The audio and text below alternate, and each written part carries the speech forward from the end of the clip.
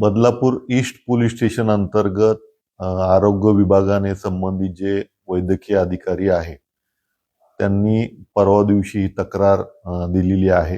तक्रार दिल्यानंतर आपण ज्या ज्या ठिकाणच्या ह्या गोष्टी समोर आल्या होत्या त्यामध्ये आरोग्य विभाग आणि आमचा पोलीस विभाग अशांची संयुक्त टीम तयार करून बदलापूर त्यानंतर विठ्ठलवाडी आणि ठाणे अशा 3 ठिकाणी चाचणी पथक आम्ही पाठवलं होतं.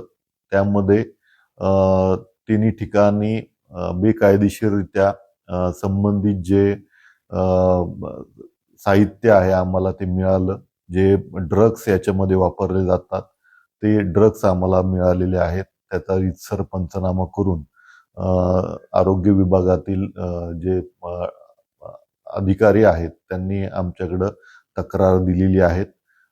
जे ड्रग्स स्पेसिफिक जे ऑथराइज पर्सन आहेत त्यांच्याकडं असणं गरजेचं होतं, तर ते नसून यातील जे 3 आरोपी जे आम्ही अटक केलेले आहेत त्यांच्याकडे मिळालं.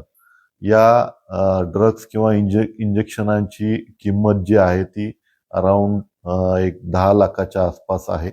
यामध्ये यांची मोडच अशी होती की ज्या इच्छुक महिला आहेत त्या इच्छुक महिलांकडे संपर्क साधून ज्या ठिकाणी ह्या गोष्टी करणं बेकायदेशीर आहे अशा ठिकाणी संबंधित महिलांना ते इंजेक्शन देऊन ह्या गोष्टी घडून आणत होत्या.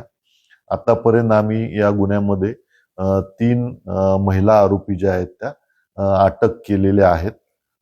याचा तपास जो आहे तो बदलापूर पोलीस स्टेशनचे तपास अधिकारी करत आहेत. यामध्ये आम्ही स्वतंत्र 3 टीम नेमलेल्या आहेत. प्राथमिक तपासात असं दिसून येत आहे की ज्या डोनर महिला होत्या ह्या तिथे स्वेच्छेने तिथं आलेल्या आहेत आणि पैसे घेऊन त्यांनी एक डोनेशन केल्याचं दिसतंय. यामध्ये अराउंड 25 ते 30 हजार रुपये त्यामध्ये मिळाल्याचं तपासामध्ये निष्पन्न होत आहे. यामध्ये कुठला IVF सेंटरचा किंवा आणखी कुणाचा सहभाग आहे का या दृष्टीने आम्ही काल PCR घेतलेला आहे आणि यामध्ये एकूण 7 दिवसांचा PCR आम्हाला मिळालेला आहे. त्या दृष्टीने आमचा सखोल तपास जो आहे तो सुरू आहे. यामध्ये लवकरच इन्व्हॉल्व असलेले जी काही इतर लोक असतील या बेकायदेशीर ह्याच्यामध्ये तर ते आम्ही नक्कीच विस्तृत जानकारी यामध्ये आपल्यासमोर प्रस्तुत करू.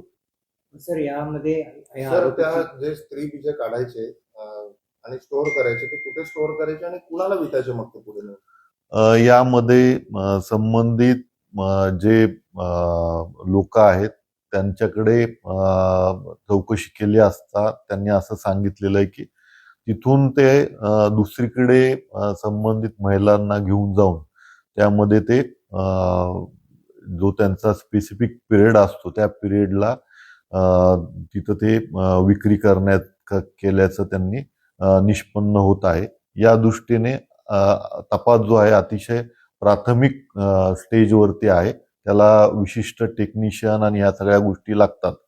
परंतु जी गोष्ट ज्या ठिकाणी करायला हवी आहे त्या ठिकाणी ती केली गेलेली नाही. शिवाय मल्टिपल टाइम्स एकाच डोनरचाही वापर झाल्याचा वेगवेगळ्या नावाने प्राथमिक तपासामध्ये निष्पन्न होत आहे. तेही कायद्यानुसार बेकायदेशीर असल्याचं दिसत आहे. तर यामध्ये कुठल्या ठिकाणी त्यांनी या सगळ्या घटना घडून आणलेल्या आहेत या 1-2 दिवसात आम्हाला जास्तीची माहिती प्राप्त झाल्यानंतर आम्ही यामध्ये डिक्लेअर करू.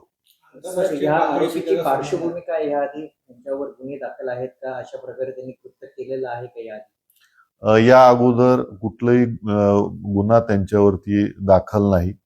शिवाय आपलं राज्य आणि आपण प्रश्न विचारल्याप्रमाणे आंतरराष्ट्रीय टोळी कुठली यामध्ये इन्व्हॉल्व आहे का या संदर्भात पण आपण जास्तीचा तपास करत आहोत.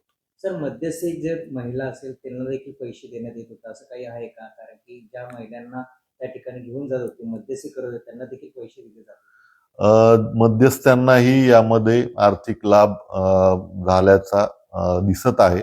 शिवाय वेगवेगळ्या नावाने त्यांनी यामध्ये जे डोनर्स आहेत त्यांनी वेगवेगळ्या नावाने बनावट आधार कार्ड तयार करून आपली आयडेंटिटी लपवून हे कृत्य केल्याचं त्यांच्याकडच्या जे डॉक्युमेंट्स आहेत त्यामध्ये आपल्याला मिळालेलं आहे. तर आपण त्या दृष्टीने पण तपास करत आहोत. कोणाला ते विकत?